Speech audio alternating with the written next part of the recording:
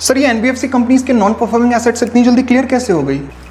Sir last quarter इनके इतने सारे एनपीएस थे और इस बार ऑलमोस्ट सब क्लियर हो गए। लगता है ये सच में बहुत अच्छा परफॉर्म कर रही है। पेपर पर लिखी हर चीज सही नहीं होती। आए नहीं, एआईएफ अल्टरनेटिव इन्वेस्टमेंट फंड। नहीं समझा।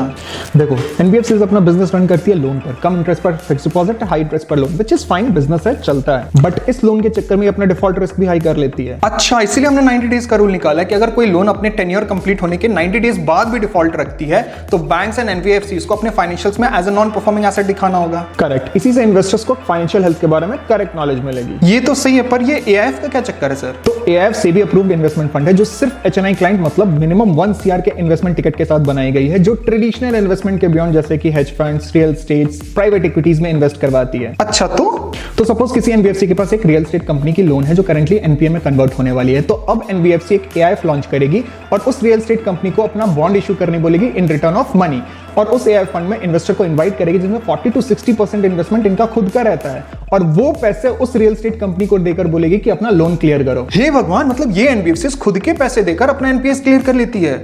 ये तो रिटेल इन्वेस्टर को धोखा देना होगा। हाँ, पर अब नहीं, हमने अनाउंसमेंट करवा दिया कि कोई भी एनबीएफसी अब एआईएफ में इन्वेस्टमेंट नहीं कर सकती है अगर वो इन्वेस्टमेंट उनके दिए गए लोन वाली कंपनी में है तो, और जिन्होंने इन्वेस्टमेंट कर दिया वो नेक्स्ट 30 डेज में अपना इन्वेस्टमेंट सेल आउट कर दें। मैं तो आपको खामखा गालियां देता था, अब तो देव मानुस निकले।